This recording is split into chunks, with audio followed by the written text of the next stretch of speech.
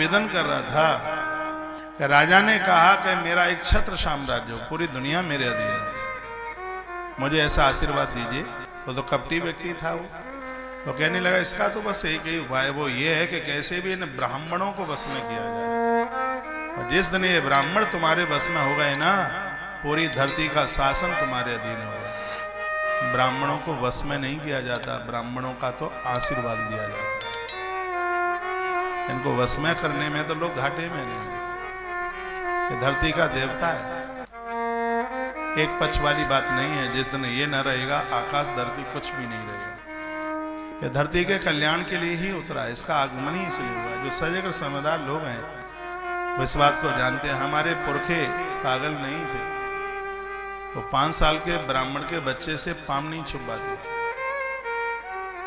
ब्राह्मण से पाम छुपाना ऐसे ही समझो जैसे माचिस की तीली के द्वारा कपूर जल के राख हो गया हो, ऐसे ही पुण्य क्षीण हो जाएगा, ऐसे ही पुण्य जल जाएगा। हनुमान जी ने नकली वेश ब्राह्मण का बनाया, लंबे होकर लेट गए, राम जी पीछे उड़ गए, उठाया तक नहीं हनुमान जी को। हनुमान जी मन में विचार करने लगे कि गलती मेरी तरफ से है या इनका स्वभाव बदल गया है। पहले प्रणाम करता तो हाल उठाकर गले से लगा लेते, अब के प्रणाम किया तो दूर जाके खड़े हो गए। मन में विचार करने लगे, फिर होश में समझ में बात है, हो गलती हो गई, हूँ हनुमान और भेष बनाया है ब्राह्मण का, इसलिए नकली बन के प्रणाम करूंगा तो भगवान कभी नहीं उठाएंगे। जब हनुमान जी अपने असली स्वरूप में आए, देखो भगवान ने हाली उठा के अंक में भर लिया। अंक में ही नहीं भरा, यहां तक कह दिया तू मेरे लिए लक्ष्मण से दूना है। इसलिए प्रभु की इस सृष्टि में असली बन करके जियो, हम खुरापाती नहीं करें। परमात्मा ने जो जाति दी है उसकी कृपा से जो मिला है वही ठीक है। अभी बहुत बड़ी घटना यूपी में घटी है, तो सब आपने सुनाई है। ब्राह्मणों को लोग खूब गालियां भी दे रहे हैं, और ये ब्राह्मणों को गाली देना ये देश के लिए बिल्कुल शुभ नहीं है, ये बढ़िया नहीं है। मेरा जन्म ब्राह्मण घर में हुआ है, मैं इसलिए नहीं बोल रहा हूँ, मेरे लिए तो सब एक बराबर हैं बिल्कुल। खूब कहो कि इनको नहीं बुलाएंगे हम अपने यहाँ, इनसे पूजा भी नहीं करवानी, 4 दिन के बाद देखिएगा इनके बिना काम चलेगा ही। कितने भी लोग अपनी कास्ट के यहाँ आकर के कथा वगैरह करें, लेकिन जब कहा जाता है कि नहीं किसी गुरु से दीक्षा लेनी होती है, तो समाज के आदमी से नहीं, लोग दौड़ करके किसी महात्मा किसी गुरु की शरण में ही जाते हैं। गुरुदेव कृपा कर दो, हमें दीक्षा दे दो।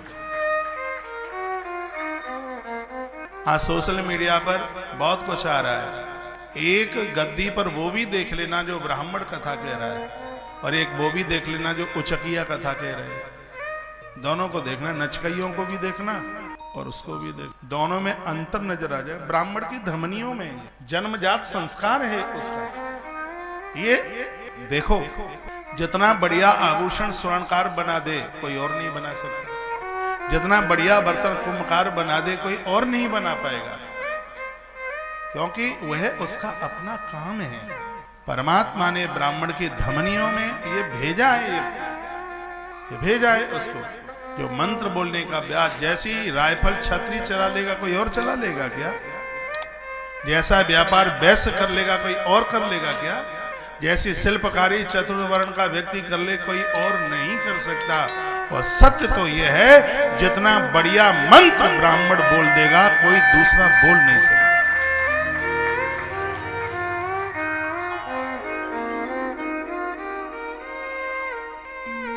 घमासान मचा हुआ है। मुझसे ज्यादा तो मोबाइल आप देखते हैं, मैं तो कभी थोड़ा सा टाइम मिल जाए तो कुरेद लूं। घमासान, यूपी में घमासान। ऐसे मुक्त होकर के बाहर आइए। और सच ये है कि मृत्यु लोक में ब्राह्मण के बिना काम नहीं चलेगा, नहीं और नहीं चलेगा, चलेगा ही नहीं। राम जी के गुरुदेव वशिष्ठ हैं, भगवान श्री कृष्ण के जो गुरु हैं गर्गाचार्य जी, जो ब्राह्मण है। आज टीवी पर बहुत ज्यादा चल रहा है कि वेद व्यास ब्राह्मण नहीं थे, महर्षि वाल्मीकि ब्राह्मण नहीं थे। पहले तो मैं ये कहूंगा कि इन देवताओं को जाति से मुक्त रखो। भगवान की कोई जाति नहीं होती है, और महात्माओं की भी कोई जाति नहीं होती, ऋषियों की कोई जाति नहीं होती। 7 दिन कथा करके गए, 8वें दिन लड़का बच्चों के बीच में जाके खेल रहे हैं। उनकी जाति मानी जाएगी। और आप इन महापुरुषों को यदि मैं विस्तार से इन कथाओं को वर्णन करूं तो मैं सिद्ध करके बता दूं कि भगवान व्यास ब्राह्मण थे तो महर्षि वाल्मीकि भी ऋषि पुत्र थे, ब्राह्मण थे। नकली बात नहीं, हमने पुराणों में पढ़ा है हम कैसे, और आप कहते हैं कि वो ब्राह्मण नहीं थे। व्यास ब्राह्मण बहुत ज्यादा चल रहा है टीवी पर है कि उन्होंने भी ग्रंथ लिखा। वो देखो, ये ज्यादा जाति जाति जाति जाति, हम लोग मनुष्यता को मानने वाले लोग हैं। और आज हमने कुछ वीडियो भी डाली है। मैं सब यदुवंशियों का आह्वान करूंगा, आप भगवान कृष्ण के वंशधर हैं और आपको पता है कि भगवान श्री कृष्ण का प्रेम सबसे ज्यादा गौ माता से था। आप सबको गौ माता को बचाने के लिए कमर कसनी चाहिए। पक्का यदुवंशी है, गैया का दूध पीता है, गाय रखता है, गौ माता का दर्शन करता है, गौ माता की प्रदक्षिणा परिक्रमा करता है। ऐसे कितने यादव कथाकार हैं जो धन कमा करके और गौ माता की सेवा में लगाते हैं। अपने आप को पूछिए, खूब टीवी पर चल रहा, हम यदुवंशी हैं, आपका आदर है, आपका बहुत सम्मान है। मैं यादवों से बहुत प्रेम करता हूँ, इसलिए क्योंकि देश की उत्थानता में आपका बहुत बड़ा हाथ है। आप कहते हैं कि हम कृष्ण के वंशधर हैं, तो कृष्ण बहुत बड़े गौ भक्त थे। जितने भी धरती का यादव है सबके पास में गौ माता होनी चाहिए, तब आप पक्के यदुवंशी। ये संदेश पूरे जगत को आप दें कि हमने गौ माता को बचाया है। गौ माता को बचाना, यदि कृष्ण को जाति में मान रहे हैं, हम लोग तो भगवान कृष्ण को जाति में मानते नहीं, राम जी को जाति में नहीं मानते, क्योंकि देवता तो जाति से मुक्त है। मैं तो यहां तक कहता हूं कि भगवान परशुराम को भी जाति में मन जोड़िए बिल्कुल। यदि भगवान परशुराम जाति में बंधे हुए होते तो उनका नाम भगवान परशुराम नहीं, उनका नाम परशुराम शर्मा होता। उनका नाम होता कि नहीं, आप बताइए। भगवान राम यदि जाति में होते तो उनका नाम रामचंद्र नहीं, उनका नाम राम सिंह होता। भगवान श्री कृष्ण यदि जाति में होते तो उनका नाम होता श्री कृष्ण यादव। नाम तो उनका यही होता, श्री कृष्ण यादव। आप कू तभी करना जब मैं बोलूं कुछ। क्या आदमी, तो मैं तो पूरे देश के साथ में मैं आग्रह करूंगा कि भगवान को बिल्कुल जाति से मुक्त रखिए। और देखो, भगवान का नाम लेने का सबको अधिकार है, भगवान की पूजा करने का सबको अधिकार है। आपने अपना निजी मंदिर बनाया है, उसमें पूजा करने का आपको स्वयं को अधिकार है, कौन मना करता है। अच्छी बातें बोलना सबको अधिकार है। आपके दो शब्दों से लोगों का जीवन बदल रहा है तो सबका अधिकार है। लेकिन अशुद्ध व्याख्यान करने वाले, अशुद्ध संस्कृत बोलने वाले, अशुद्ध भाषा बोलने का अधिकार व्यास पीठ पर बैठने का नहीं है, भले ही वो ब्राह्मण भी क्यों नहीं। स्पष्ट लिखा है, दृष्टांत कुशलो धीरो वक्ताकार निशब्द, उसमें कहा विरक्तो वैष्णव विप्रो वेद शास्त्र विशुद्ध कृत। वेद शास्त्रों का गहन अध्ययन और वो भी शुद्ध, अशुद्ध न निकले। मर्यादा का संपूर्ण पालन, एक में छोटा मुंह बड़ी बात न हो जाए। सच मानिए, व्यासपीठ की आज्ञा का पालन करने में सक्षम वही ब्राह्मण होगा जिसने गुरुकुलों में अपनी पढ़ाई पढ़ी है, रोज गायत्री जपता है, जनेऊ का आदर करता है, मान। व्यासपीठ के साथ खिलवाड़ नहीं होनी। कितना चिमटा बजता है, कितने ढोलक, कितने मटके बजते। चिमटा बजाने वाला जूता पहन के कलामंडी खाता है, ऊपर के खम्मे से लटकता है। क्या सर्कस का खेल समझ लिया गया इसको? बिल्कुल। इतनी वीडियो पंडित जी, इतनी वीडियो, आज मैंने 5-7 वीडियो, मैं तो अपना माथा, वैसे मेरे माथे में दर्द नहीं होता, आज मैं अपने माथे को टटोल रहा था, गर्म हो गया देखकर। पहली बार देखा है ऐसा भी। सीधी सी बात है, ताको काम ताइये छाजे, नहीं तो पीठ के ऊपर मोंगरा बाजे। जो जिसका काम है वो अपने अपने काम में पारंगत है, वो उसी से शोभायमान है। पूरी दुनिया को पता है, जन्म से लेकर के मरण तक ये काम ब्राह्मण का है और ये ब्राह्मण करता भी है और बड़ी श्रद्धा से। आज पूरी दुनिया कथा करने को तैयार है। क्यों? क्योंकि कथा में कमाई है, इसलिए है। खाएबे को लड्डुआ मिले, लोग कहे महाराज देखो, खाएबे को लड्डू मिले, लोग कहे महाराज। कथा में लगता ही क्या 10 कीर्तन तैयार कर लो। ढोलक भी ना आवे, बाजा बजाना भी ना आवे, तो बजाने वाले खूब मिल जाते हैं। लोग गले में माला डालें, पंडित जी राम राम राम राम राम राम, इससे ज्यादा और आनंद कहाँ है? नौकरी करेंगे 5-7 हजार 2,000 रुपया मिलेगा, यहाँ तो दक्षिणा लाखों रुपया मिल। लेकिन इतना भी ध्यान रखिए, लिए गई दान की वस्तुएं ब्राह्मण के अलावा इसको पचाने की ताकत भी किसी के अंदर नहीं है। ये गुण प्रकृति ने उसको दिया, उसको 6 कर्म में बांधा है प्रकृति ने। विद्या पढ़ना, विद्या पढ़ाना, यज्ञ करना, यज्ञ कराना, दान लेना और दान देना। ऐसा नहीं है कि जिसका जन्म ब्राह्मण के घर में हो गया और वो व्यासपीठ का अधिकारी हो गया, नहीं। जो व्यासपीठ पर बैठने के जो गुण हैं उसके अंदर वो जिंदे बने रहेंगे, तब ही वो व्यासपीठ पर बैठने का अधिकारी है। हम लोग तो कांपते रहते हैं कहीं कोई गलती ना हो जाए, पता नहीं कोई कमी ना रह जाए, है कहीं कोई अपराध ना हो जाए। आप देखते हैं परिक्रमा लगाते हैं, कान पकड़ते हैं, बैठक लगाते हैं, प्रणाम करते हैं, हे सुखदेव भगवान, हे गजानंद प्रभु, जिह्वा से कोई ऐसा लफ्ज न निकले जो इस समाज के लिए, सृष्टि के लिए जो अनहित में हो। हम कान पकड़ के प्रार्थना करके तब व्यासपीठ पर बैठते। वहां देखो नगाड़ा बज रहा है, भाषा ही आप देख लीजिएगा। अब मैं तो यहाँ से बोल भी नहीं सकता, वो मैं यहाँ से बोल दूं तो फिर मुझ में और उनमें अंतर ही क्या रहेगा। तो मेरा तो बहुत आग्रह पूर्वक निवेदन है, आज मैंने दिन में भी बोला है, जो ब्राह्मणों को, संतों को, महापुरुषों को गालियां दी जा रही है वो बिल्कुल ठीक नहीं है। शंकराचार्य जी ने जो कहा है वो शास्त्र सम्मित कहा है, मैं उनकी बात का पूर्ण रूप से समर्थन करता हूँ। उन्होंने शास्त्रोक्त बात कही है, उन्होंने जो कहा है वो मैंने भी कहा है।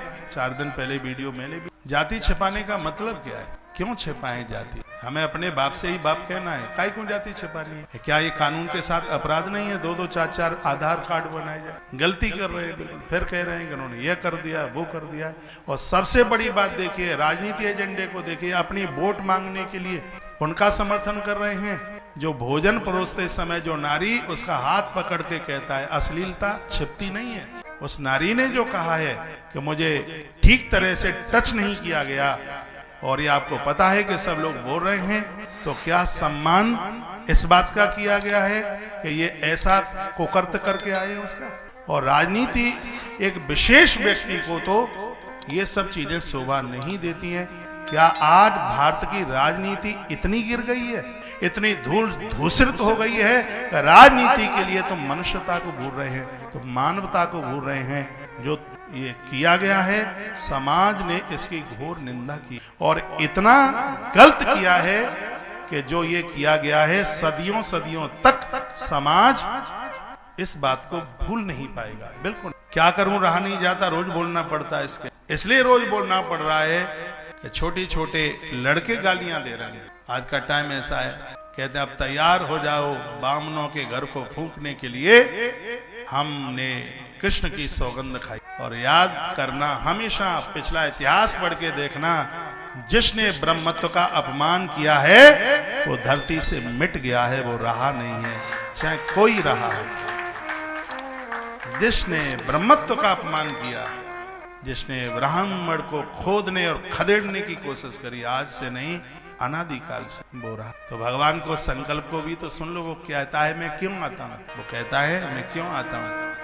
जिसको तुम गाली दे रहे हो, पहला नंबर तो उसी का ही है अवतार में।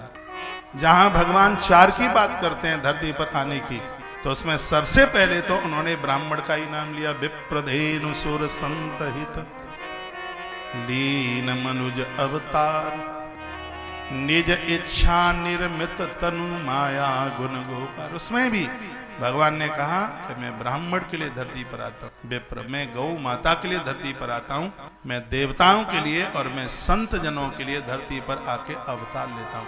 हमारी बात मत मानो, भगवान की बात मत मानो। तो मैं सभी यदुवंशियों से, यादव भाई लोगों से और ब्राह्मण लोगों से मैं उनको भी कहना चाहूंगा, आप भी ऐसी पोस्ट नहीं डालिए जो मानवता को खिन्न भिन्न करती है, छिन्न करती। दोनों की बहुत ज्यादा ये जरूरी है। ये सब लोग सबको अपना मानकर, मैं तो कहता हूं ब्राह्मण का विचार और क्षत्रिय का बल, ब्राह्मण का विचार और क्षत्रिय की तलवार, जहां दोनों इकट्ठे हो जाए पाप रहेगा, दुश्मन टिकेगा सामने, कभी हो नहीं। ये चारों वर्ण के लोग एक विचार दे, एक सुरक्षा दे, एक सेवा दे और एक सहयोग करे, तो ये चारों वर्णों के अपने अपने, लेकिन चारों वर्णों के लोग अपने अपने कामों से भाग रहे हैं। अब ब्राह्मण जूते की दुकान खोल के बैठेगा तो कोई तो कथा करेगा, है? तो मैं अपने बेटे को पंडित बनाने में शर्म लगती है। जूते की दुकान खुलवा लेंगे, शराब की दुकान खुलवा लेंगे, लेकिन अपने बच्चे को पंडित नहीं बनाएंगे तो भोगो, फिर तो गाली ही मिलेगी और क्या मिलेगा। तो फिर फूल माला थोड़ी मिले। तुलसी वन आश्रम निःशुल्क गुरुकुल चलाता है, किसी से कोई पैसा नहीं लिया जाता। हर साल हम चिल्लाते हैं अपना बच्चा भेजो भेजो, क्योंकि इस संस्कृति को बचाने के लिए एक ब्रह्मत्व की आवश्यकता है। सनातन धर्म को, बागडोर को आगे चलकर अपने विचारों के साथ में उसको सिंचित करता है, ये उसका काम है। ये देश को संस्कारों ने, सुरक्षा ने, सेवा ने, सहयोग ने हमेशा इसको सुर रखा है।